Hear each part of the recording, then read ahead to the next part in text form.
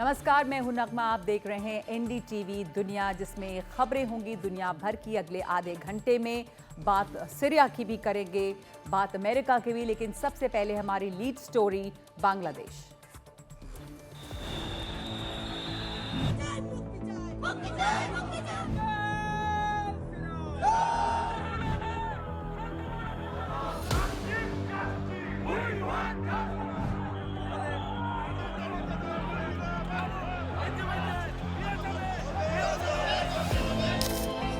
Peacekeeping forces at Bangladesh immediately.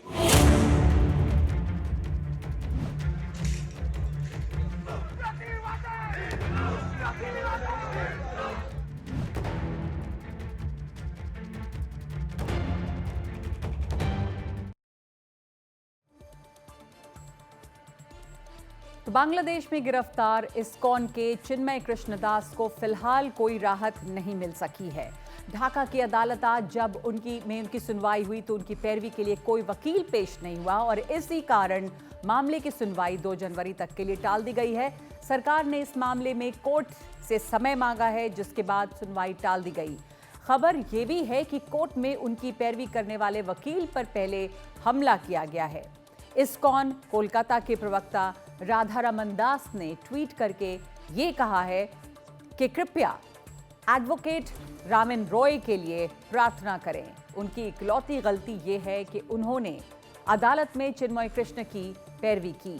कट्टरपंथियों ने उनके घर में तोड़फोड़ की और उन पर बुरी तरह से हमला किया। वो आईसीयू में हैं और जिंदगी के लिए संघर्ष कर रहे हैं। तो चिन्मय कृष्णदास जो इस्कॉन से जुड़े हैं, उन्हें नवंबर में रंगपुर से हिंदू समुदाय के समर्थन में प्रदर्शन के बाद गिरफ्तार किया गया और उसके बाद उनके ऊपर सेडिशन यानी कि देशद्रोह का आरोप लगाया गया। 26 नवंबर को ढाका की एक अदालत ने उनकी जमानत याचिका को खारिज कर दिया था।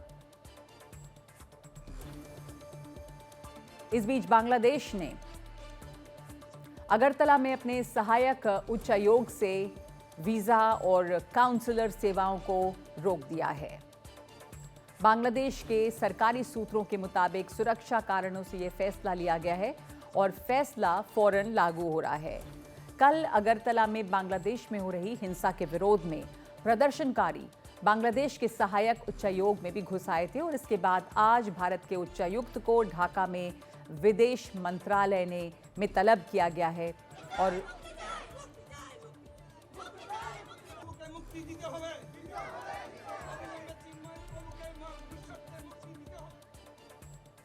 तो भारत के उच्चायुक्त को वहां पर तलब किया गया है और उनको त्रिपुरा के अगरतला में बांग्लादेश के सहायक उच्चायोग कार्यालय में सोमवार की घटना पर तलब किया गया। आपको दिखाते हैं कि वहां पर क्या कहा है हाई कमिश्नर प्रणय वर्मा ने। हमने रिश्ते में काफी सकारात्मक गति बनाई रखी है। हम बांग्लादेश की अंतरिम सरकार के साथ जुड़ने के इच्छुक हैं और हम शांति, सुरक्षा और विकास के लिए अपनी साझा आकांक्षाओं को पूरा करने के लिए बांग्लादेश सरकार के साथ काम करने में रुचि रखते हैं।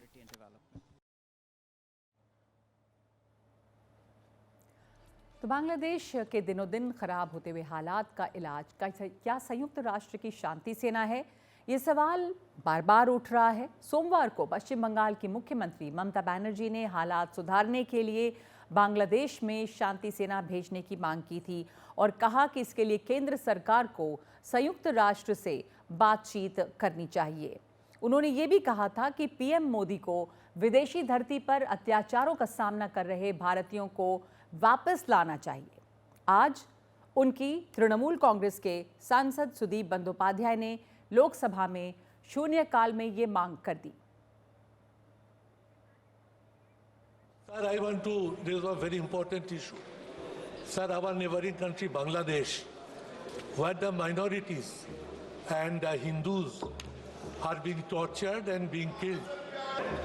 Bangladesh is our neighboring country, attached with our state of West Bengal also. Sir, what we making appeal that let the government of India appeal to United Nations for sending peacekeeping forces at Bangladesh immediately.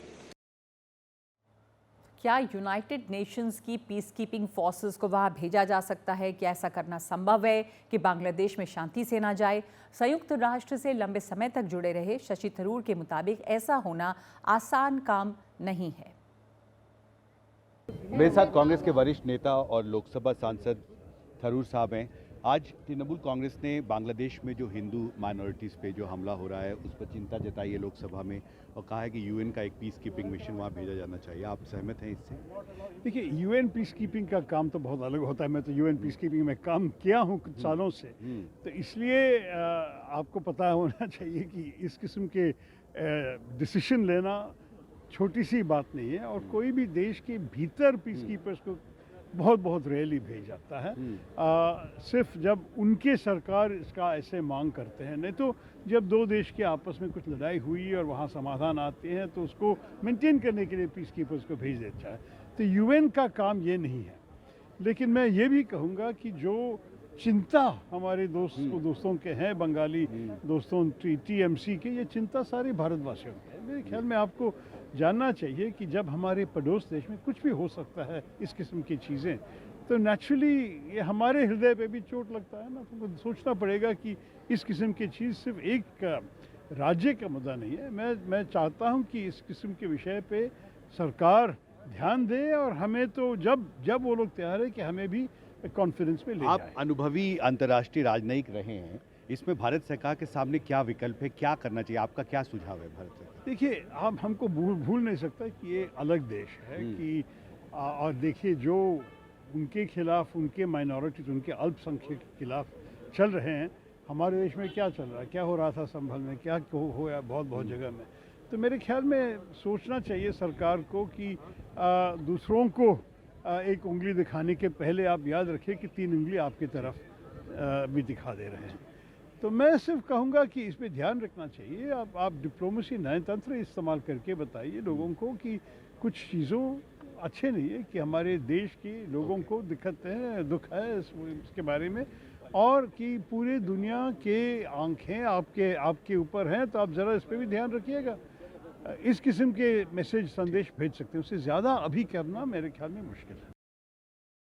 तो शशि थरूर जो कह रहे हैं उनका कहना गलत नहीं है। यूएन पीस कीपिंग की वेबसाइट के मुताबिक संयुक्त राष्ट्र की शांति सेना कहीं तैनात करने के लिए ज़रूरी है कि जिस इलाके में संघर्ष चल रहा है या अशांति है वहाँ इससे जुड़े सभी पक्ष इससे सहमत हों।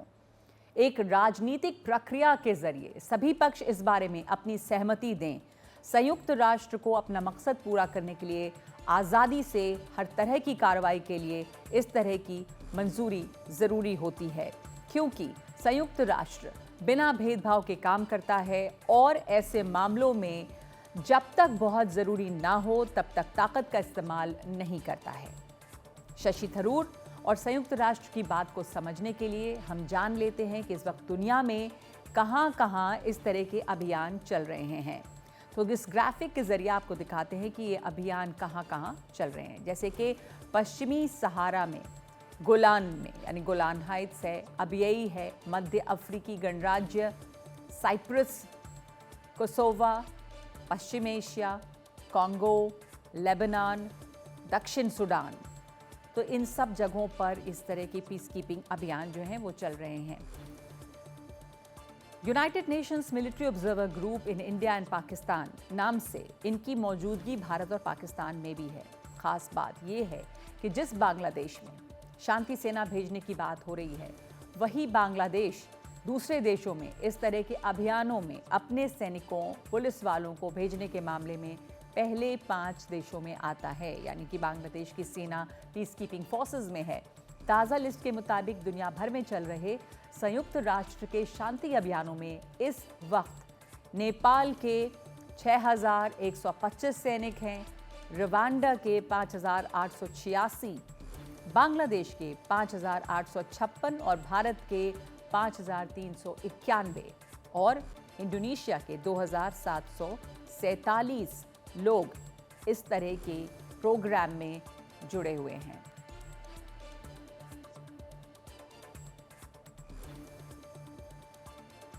तो अब आपको दिखाते हैं कि ये जो सब कुछ हुआ है इस पर जो विश्लेषक हैं वो क्या सोच रहे हैं और भारत और बांग्लादेश के रिश्तों पर इससे किस तरह का असर पड़ रहा है। हमारे साथ में वरिष्ठ पत्रकार सुबीर भौमिक जुड़ गए हैं और साथ साथ डॉक्टर संजय भारद्वाज हैं जो JNU के centre for south Asian studies में प्रोफेसर हैं।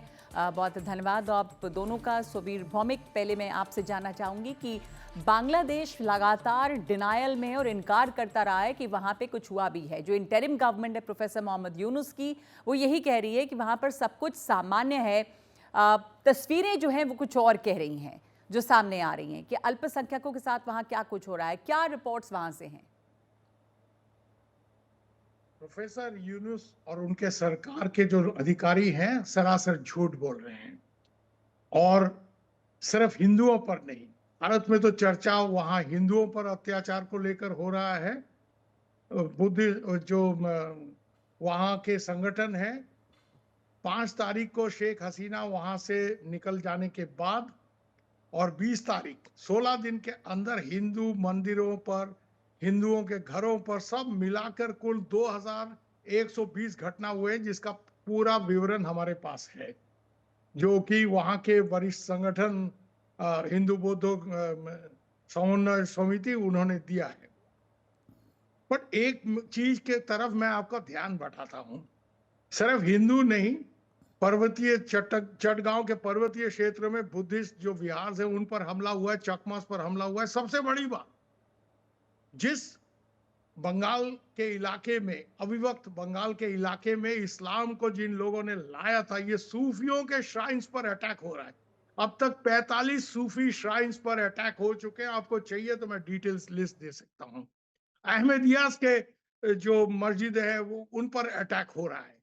तो वहां पर कोई माइनॉरिटीज को कोई छुटकारा नहीं मिला है, और माइनॉरिटी सिर्फ नहीं, जो इस्लाम के अंदर लिबरल एलिमेंट्स हैं उन पर हमला हो रहा है, उनको मुर्ताद बताया जा रहा है जी। और सबसे बड़ी बात तो ये है कि यूनुस साहब, उनके जो अटॉर्नी जनरल है असादुज्जमान, अभी हाल ही में 15th अमेंडमेंट के ऊपर जो हियरिंग हो रहा था, जिस 15th अमेंडमेंट के तहत freedom to practice religion ensure किया गया है शेख हसीना के टाइम पर, क्योंकि इसका जरूरत इसलिए महसूस किया गया था कि इरशाद साहब के जमाने में 1988 में वहां इस्लाम को स्टेट रिलीजन करार दिया गया था।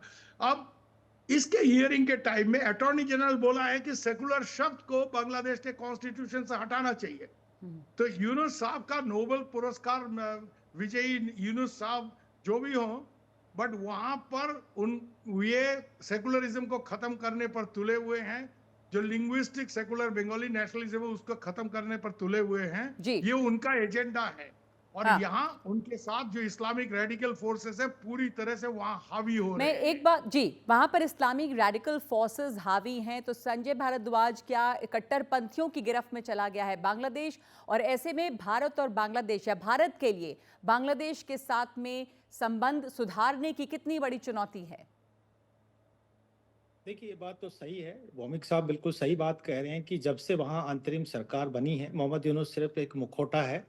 जो असल में वहाँ पे जो सत्ता चला रहा है वो वहाँ जमात है, और जमात के पीछे जो पाकिस्तान का डीप स्टेट और एक सुपर पावर, ये सब इनके पीछे खड़े हुए हैं। हालात गंभीर है, चिंताजनक है, और जो जिस तरीके का गृह कलह बांग्लादेश में चल रहा है और जिस तरीके के अत्याचार माइनॉरिटी कम्युनिटीज और लिबरल डेमोक्रेटिक फोर्सेस हैं उनके खिलाफ हो रहा है, ये बहुत बड़ा चिंता का विषय है। और इसका सबसे बड़ा इम्प्लीकेशंस, जो रिपरकशंस होता है वो भारत पे होता है, क्योंकि बांग्लादेश की जो सीमाएं हैं 3 तरफ से भारत से घिरी हुई है, और जो बांग्लादेश और इंडिया जो अपने बॉर्डर्स को मजबूत कर रहे थे, चेक पॉइंट्स को अपग्रेड कर रहे थे और ज़्यादा से ज़्यादा रोड रेल कनेक्टिविटी को बढ़ाने का प्रयास कर रहे थे, कॉन्सुलेट खोल रहे थे, अब वहाँ स्थिति ये आ गई कि कॉन्सुलेट को बंद करना पड़ रहा है और जो बॉर्डर को एकदम सुरक्षित करना पड़ रहा है, क्योंकि बांग्लादेश में जो अत्याचार हो रहे हैं माइनॉरिटी, सभी तरीके की माइनॉरिटी और लिबरल्स के, उनको फोर्स किया जा रहा है कि वो या तो या तो आपको अरेस्ट किया जाएगा। भारत के लिए क्या विकल्प ऐसे में बच जाते हैं इस समय, या क्या हस्तक्षेप कर सकता है? क्योंकि शांति सेना के लिए अपील करना जैसा ममता बनर्जी उनकी पार्टी के लोग कह रहे हैं, ये तो पॉसिबल नहीं है अभी। देखिए प्रोफेसर भारद्वाज, वो स्थिति अभी ग्रह कलह वाली वो स्थिति नहीं है कि शांति सेना को लाया जाए, और भारत कभी इंटरफेयर नहीं करता है। भारत हमेशा डेमोक्रेटिक सेकुलर वैल्यूज को प्रमोट करता है। भारत इंश्योर करना चाहता है कि बांग्लादेश सुरक्षा को किसी तरीके की आंच नहीं आने दे पूरा ईस्टर्न साउथ एशिया सब रीजन पे, और जो आर्थिक विकास, एक डेवलपमेंटल जो एक बोट थी, एक नाव थी जो चल रही थी और आपस में एक पार्टनरशिप थी, उसको खत्म ना किया जाए और बांग्लादेश में एक राजनीतिक स्थायित्व हो। लेकिन मुझे नहीं लगता कि जो वर्तमान जो अंतरिम सरकार है, जिसको कॉन्स्टिट्यूशनल क्राइसिस है, लेजिटिमेसी क्राइसिस है, वो बल के आधार पे जनता की आवाज को दबाने का कोशिश कर रहा है। और वो जो एक जो भारत के साथ एक अच्छे संबंध, एक अच्छी पार्टनरशिप डेवलप हुई थी 1.5 दशक में, उसको खत्म करने का पूरा प्रयास कर रहा है। और जिस तरीके की के हालात बांग्लादेश में हो रहे हैं, मुझे लगता है कि ये ग्रह कलह की तरफ बढ़ता जा रहा है और कोई बहुत अतिशयोक्ति नहीं होगी। उम्मीद है कि अमेरिका से किसी तरह का कोई हस्तक्षेप होगा जब वहां सरकार सत्ता परिवर्तन जनवरी में हो जाए। देखिए ये बात आप मान के चलिए, सुबीर भौमिक का रिस्पॉन्स चाहती हूं उस पे। नहीं, इस पे मैं एक बात कहना चाहूंगा कि ये जो आग लगाई अमेरिका, इसके पीछे खड़ा था। आप ये बात मान के चलिए, मैं पूछ रही हूं कि अब जब सत्ता परिवर्तन होना है तो वहां पे चीजें बदलेंगी क्या? सुबीर, देखिए ट्रम्प साहब ने तो हिंदुओं पर अत्याचार को लेकर इसी बीच ट्वीट वगैरह किया है। तुलसी गबार्ड जो डायरेक्टर नेशनल इंटेलिजेंस के पद पर आने वाले हैं, सेनेट कंफर्मेशन हो जाता है तो उन्होंने भी हल्ला किया है। लीसा कर्टिस ने बोला है कि यहाँ टेररिज्म का कॉज आगे बढ़ रहा है बहुत लोगों को। यूनुस सरकार ने, सबसे बड़ी बात तो ये है कि वो सेकुलरिज्म हटाने का दावा तो अदालत में कर दिया। सबसे बड़ी बात तो ये है कि जो कन्विक्टेड टेररिस्ट है उनको छोड़ा जा रहा है। तो इसको लेकर रिपब्लिकन्स के तरफ से हल्ला हुआ है। अब ये देखने वाली बात है, अमेरिका का जहां हर जगह यही है ना कि इजिप्ट में भी उन्होंने होस्नी मुबारक को हटाया तो इस्लामिक ब्रदरहुड आ गया। अब अमेरिका ने जो यहाँ ये गड़बड़ क्रिएट किया है, ये रेजिम चेंज ऑपरेशन को आगे बढ़ा के, ट्रम्प साहब आके यहाँ से अगर वो पीछे हटते हैं और यहाँ पर दबाव डालते हैं तो उसका असर होगा। तो अब ये देखना होगा कि जब वहां पे सत्ता परिवर्तन होता है, जब अमेरिका में सत्ता परिवर्तन होगा तो क्या चीजें वहां बदल सकती हैं, क्योंकि अमेरिका ने पहले भी जिस देश में सत्ता परिवर्तन किया है, कट्टरपंथी ताकतें वहां पे हावी हुई हैं और यही बांग्लादेश में भी इस वक्त दिख रहा है, क्योंकि यहाँ पे अंतरिम सरकार इसे रोक नहीं पा रही और सेक्युलर शब्द को हटाने की वहां से बात हो रही है। धन्यवाद संजय भारद्वाज और सुबीर भौमिक हमारे साथ जुड़ने के लिए। तो एनडीटीवी दुनिया में इस वक्त हम आगे बढ़ते हैं और एक और वॉर फ्रंट से दिखाते हैं आपको रिपोर्ट। सीरिया में 13 साल से गृह युद्ध चल रहा है और एक बार फिर से वो धधक उठा है। बशर अल असद का विद्रोही गुट जो है वो अपने जीत के नारे लगाने लगा है, क्योंकि अलेप्पो पर एक बार फिर विद्रोहियों का कब्जा है। सीरिया के इस युद्ध भी, ये युद्ध जो है वो भी रूस और अमेरिका और अमेरिकी सहयोगियों यानी नेटो का एक अखाड़ा बना हुआ है।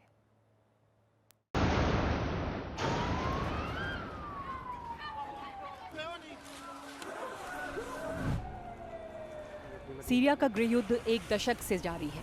साल 2016 में सीरिया के अलेप्पो शहर पर रूसी हवाई हमलों की मदद से बशर अल असद ने एक बार फिर कब्जा कर लिया था। रूस, ईरान और ईरान समर्थित हिजबुल्लाह की मदद से बशर अल असद अब भी सत्ता में हैं।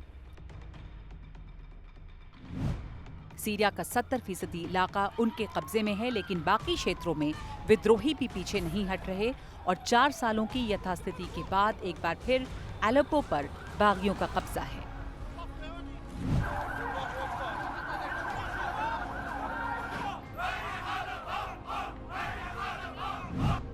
टर्की के राष्ट्रपति एर्दोगान ने ऐसे में सीरिया को चेतावनी दी है। एर्दोगान ने बशर अल असद की सरकार को चेतावनी दी है कि टर्की सीरिया की क्षेत्रीय अखंडता की रक्षा करेगा। टर्की सीरिया के लोगों की वैध मांगों को नजर में रखकर इस टकराव का हल चाहता है। टर्की नेटो का सहयोगी देश है। बशर अल असद को रूस का समर्थन हासिल है। टर्की की ये चेतावनी ऐसे वक्त में आई है जब सीरिया के दूसरे बड़े शहर इदलिब पर रूसी सेना ने ताबड़तोड़ हमले किए हैं।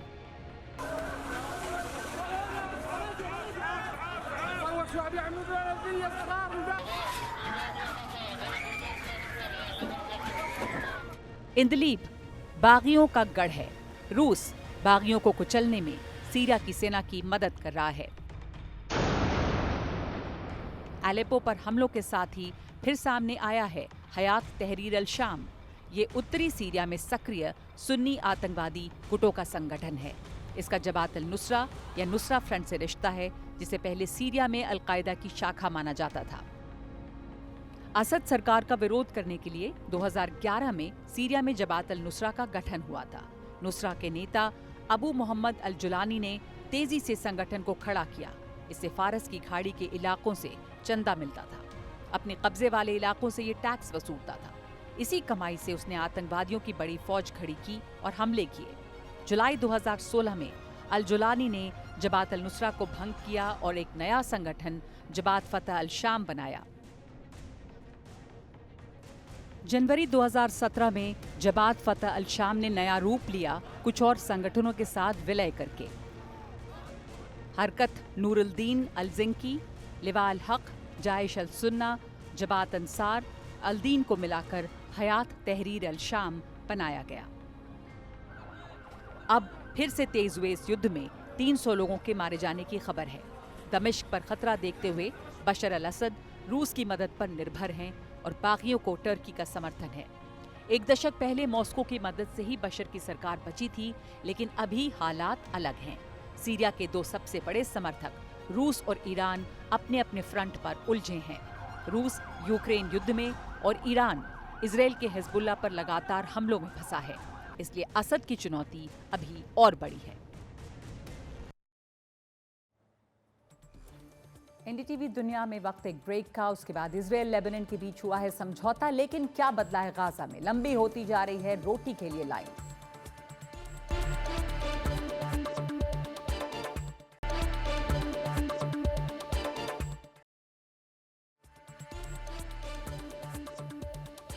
आइए अब आपको दिखाते हैं गाजा की तस्वीरें। रोटी की दुकानों के सामने लगी भीड़ बता रही है कि इस वक्त गाजा में क्या हाल है।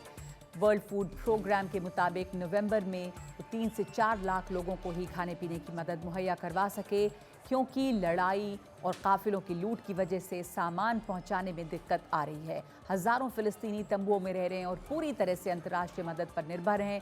इजरायली सेना का कहना है कि उसने 600 टन आटा लेकर 40 ट्रकों को गाजा की दक्षिणी पट्टी में जाने की इजाज़त दी है, लेकिन उसके बावजूद खाने की चीज़ों की जो लूट हो रही है वो इन तस्वीरों में साफ है। एनडीटीवी दुनिया में आज के लिए इतना ही। नमस्कार।